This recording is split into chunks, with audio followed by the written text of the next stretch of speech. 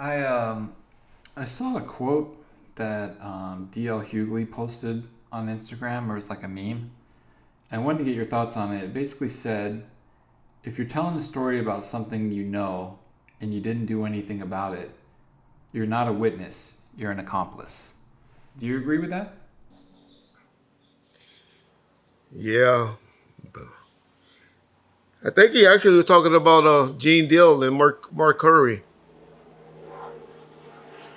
on that particular quote.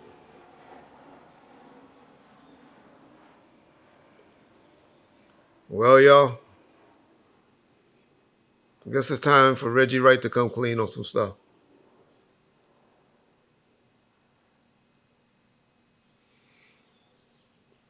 I owe a bunch of females apologies. I owe Toya apology. You say why? I know people like why you owe me apology. All right, just think about the Four Seasons at the spa. That's all I'm gonna say right now. I owe Stormy a apology. Think about the Vegas house, Stormy. All these stories I done told before on live streams. So don't be like, oh, well, you telling these stories now because you mad at Suge and all this. I done told these stories before. I didn't see how serious it was until I actually saw what was going on. Oh, Michel'le apology. Oh, Teresa Swan apology.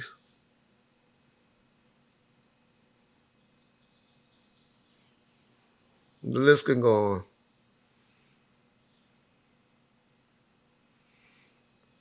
And I didn't really understand it until I started seeing and hearing all of these things that's going on. Now, I would justify everything that I said by saying none of them ever. I told, well, first I'm going to tell y'all a story where I told y'all where me and Suge relationship went downhill. If any of y'all on these live streams, any of y'all can find it. When I told you he hit one female in front of me, and I said, hey, dog, don't do that. Man, this is like my sister now. Me and her, like, this is like my sister now, man. Don't be doing that in front of me. And he turned around at me and looked and said, this is my bitch. This is my woman. I was like, yeah, but man, we done got close now doing your incarceration because, all the things you've been having us taken care of together. And I told y'all, that's when me and Suge's relationship started really going down. Um, but my point is, every last one of these persons that I named, and I know of other things that happened, they were sitting right with him worse than Cassidy did when she was at that award show with Puffy or that movie premiere with Puffy, hanging around taking pictures and stuff.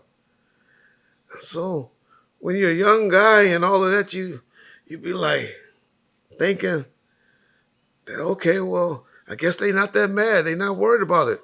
Because the abusers come, well, I done went inside a mall with him right after some shit like that happened. And he spent, which was a lot of money then, ain't shit now, $10,000 to $12,000 on a bunch of purses. Bought her about 8 different purses that particular day. All red purses. I remember bought her like 12 different red purses. And she was just sitting there and then was like, okay. Nose all fucked up, bleeding, still sniffing and bleeding. But they were there and they stuck with him. So yeah, I guess I am responsible now thinking about it. Now thinking about it, I guess I do have some accountability. I wasn't law enforcement then, I was retired. I know I always say you, but trust me, I intervened on all those situations. but I never had the females want to leave. And they always like there the next day or later that day, hanging out with him. And to be honest, years and years afterwards.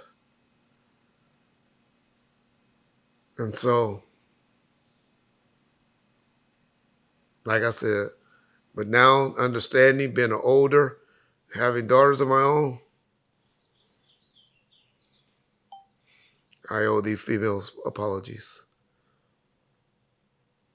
Not saying that they would have even took it, because most of them still deal with the nigga. If I'm keeping it real. But I know I used to bash Gene and Mark and all of them. But I have never denied about sending slaps. My denial has always been females, giving them females and stuff like that, giving them, mixed drinks and all of that. I can honestly say Suge Knight ain't never did no shit like that. And I sure ain't never observed no shit like that from him.